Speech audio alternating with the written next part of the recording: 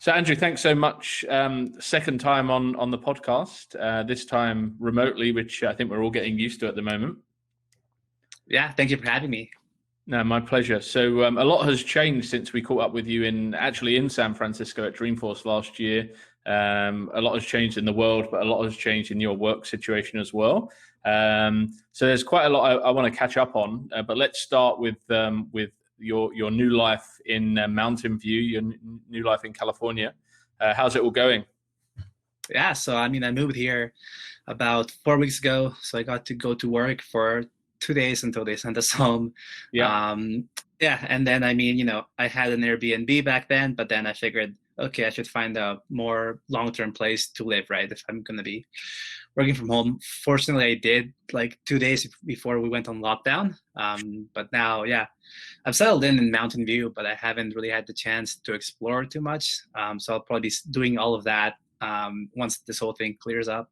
Yeah, sure. Yeah, I can imagine that's frustrating because you want to get out and see the world, but for the best for now. And how was finding? I hear from this side of the world, we hear stories about moving to San Fran and the accommodation being very difficult. Was that easier or harder than you thought it was going to be? Nah, it was a lot easier. I just went on Craigslist, messaged a few places. I think I probably messaged around 5 places. Three got back to me. I went to see two, and the second one I saw was okay. And yeah, I took it and moved in like the next day. It was pretty easy. Also, rent, I think, isn't as unreasonable as I had heard. I'm paying less for rent here than I was in Chicago. And the cost of living isn't that bad. I think maybe if you're going out and doing things like eating out at restaurants and stuff, it can add up. But I think in quarantine, I've been spending a lot less than I was in Chicago.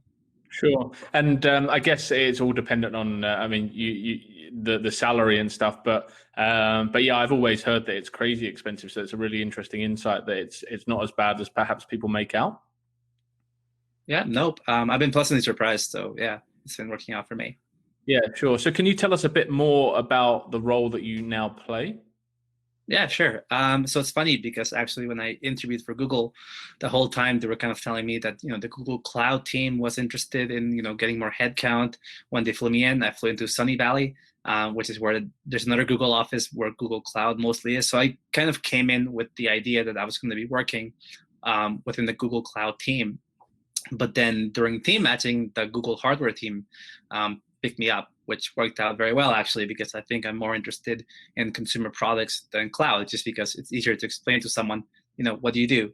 Do you know the Pixel phone? There you go, versus trying to explain, what the cloud is. There's this thing called the cloud and yada, yada, yada. But yeah, I'm an application engineer with our Salesforce instance. So we have our own little org and we mostly focus on sales enablement and our relationship with our partners. So, like vendors like Best Buy, places where you can buy Google products. So our org helps our teams, manage our relationship with our vendors, promotions, as well as sales enablement. Sure. Yeah, we did a podcast with David Liu when he was in Brisbane in Australia, and it's just crazy how many different orgs Google have. Yeah, there are. And from my understanding, they all kind of do things differently as well. I think some of them work with Lightning Web Components. We don't. So I think it's interesting to see the diversity of different orgs and methodologies that we use. Sure. So you joined the company. You were there for 2 days, and then everything went into lockdown. So how did you cope with that onboarding process? I guess you'd been onboarded, you'd started, but then how were the first 4 weeks now getting kind of used to the environment and team, and how did that work? Yeah, sure. So actually, by coincidence, I kind of knew the two guys on my team from before. I kind of had them on LinkedIn. There were two guys I looked up to. Okay. So that worked to my advantage because then, I just felt more comfortable with them and I knew that I'd be learning a lot of great things from them. But overall, I'm just very pleased with the team I ended up with. I think they're all just like amazing people. They're the best of the best that I've ever worked with. The other engineer is probably the best engineer I've worked with. The developer lead is the best developer lead I've worked with. Even our tester is like the best tester I've ever worked with. So there's an amazing amount of talent, and they're all very humble and supportive. So I think I've integrated very well, very quickly. Yeah. it has been a steep learning curve, I will admit, just because the talent and the expectations are so high, and something I wasn't really used to before, especially on the engineering side. But I mean, as far as integration goes, we talk a lot over our internal chat. We have video calls when we need to. We share screens. I got my MacBook now after waiting a little bit for that. So yeah, I think things have gone well. Sure. And how I guess that's an interesting point in that, the quality of the people you're working with is very, very high. And obviously you have to back yourself, right? And you have to be comfortable and confident in your abilities. So how do you kind of go into that environment and think, like, I just need to kind of embrace this and really be hitting the ground running from day one? Yeah, I think the first step is really taking one step back and realizing that you're not going to go in and you're not going to be the best guy in the team anymore. And, putting yourself in a position, not where you're trying to impress, because you're probably not going to, but being humble and approaching it as a learning opportunity. And, asking questions, kind of swallowing your ego, and just being open to feedback, asking questions when you need to, but also being independent and being able to, find things on your own, being resourceful, but knowing when you do need to ask questions. I think that's been the biggest part. Yeah, and I think that's right in anyone joining a company, right? I think it's different when you're joining Google, where the expectations are really high. But in any role you're joining, I think they're good pieces of advice to make a good impact and to learn quickly and to adapt. For sure. So last time we caught up, you were in consulting. Now you're working for a customer. What kind of feels different about that, and what are you excited about from making that change?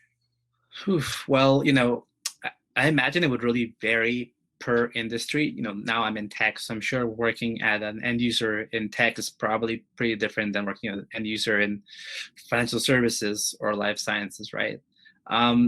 I think so far what's surprised me is just how more laid back my colleagues are, and how they have lives outside of work that they care about. And just how it's not so cutthroat as consulting was, and how I kind of thought that was normal, but it's not. I think that as far as the work goes, it's not too different, because you're still building a product, you're still developing on the platform. But I think that instead of clients, now you have stakeholders. So while the communication is very similar, it's less political. Like you can kind of just email a stakeholder directly.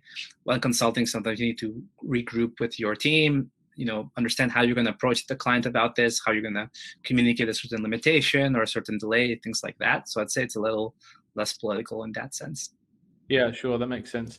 Now, your online content has always been something that kind of caught my attention, and I think that's how we came to. It was via Chris Hopper actually, but we came to record the last piece of content in San Fran.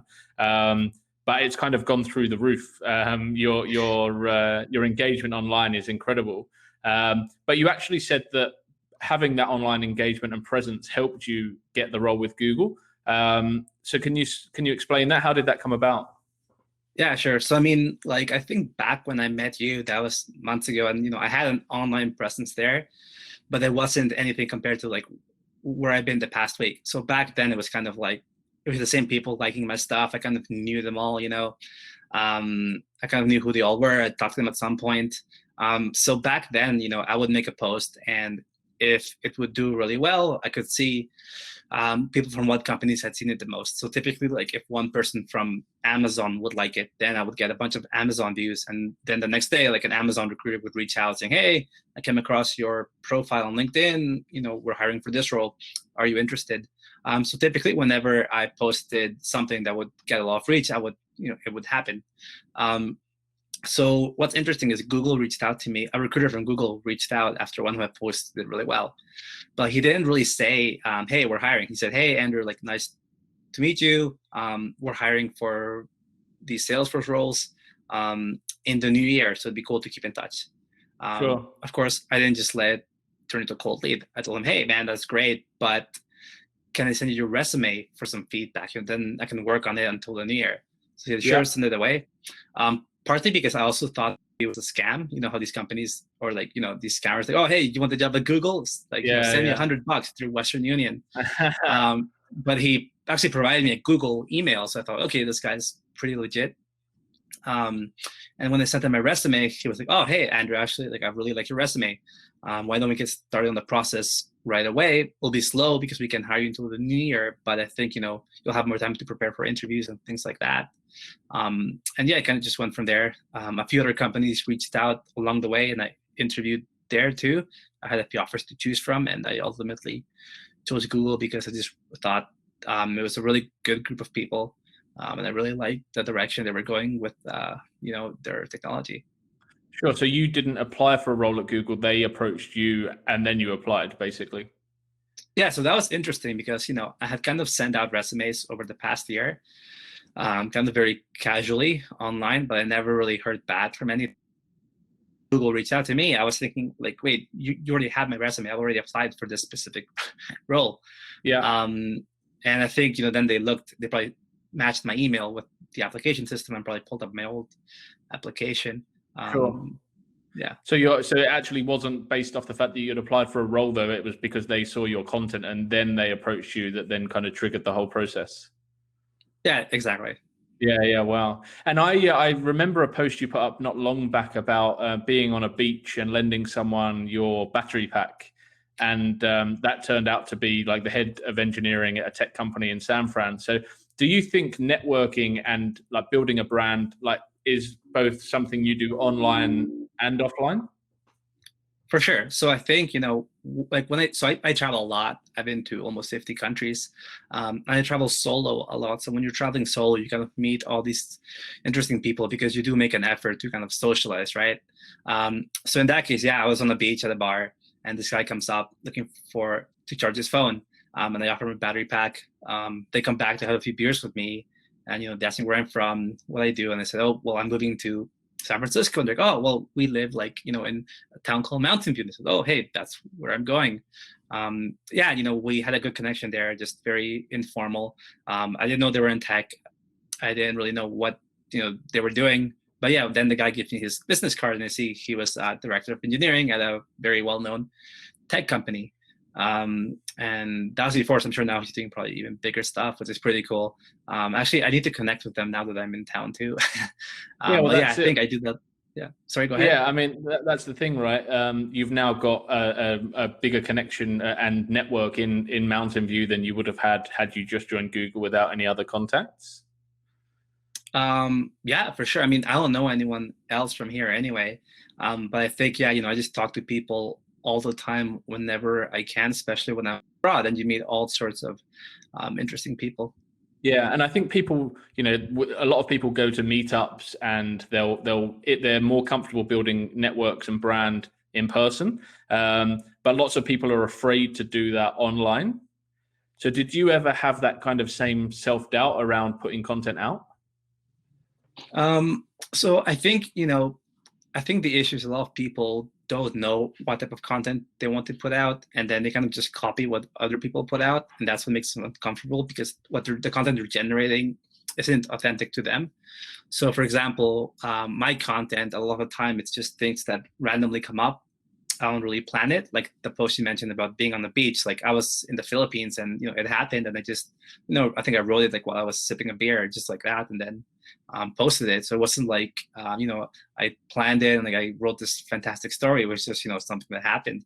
Yeah. So I think when people kind of just, when something happens and they feel like, hey, I should, you know, share this with someone, those are types of topics you want to share because I feel like that's what's most authentic to it. And I think people are very receptive to that versus kind of like planning or copying other people's content.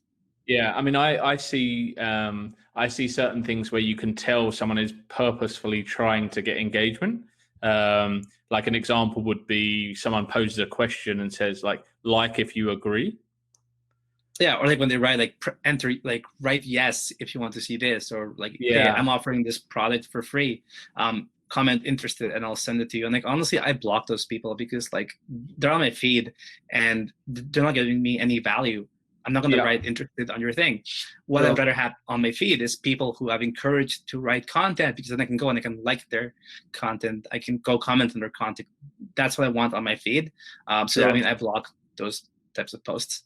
Yeah, yeah. And you've recently been engaging with people from all around the world, and offering your time.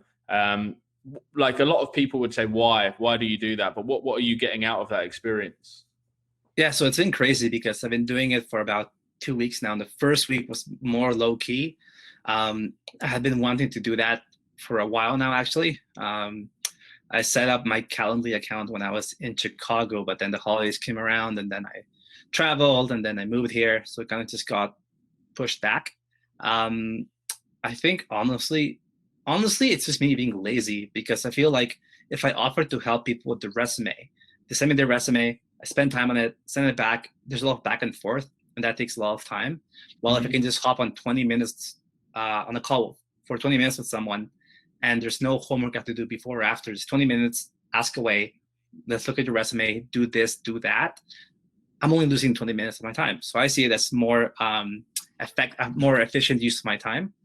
And at the same time, like, quarantine, I'm not really doing much anyway. I think I would still do it if we weren't in quarantine, maybe just not as much.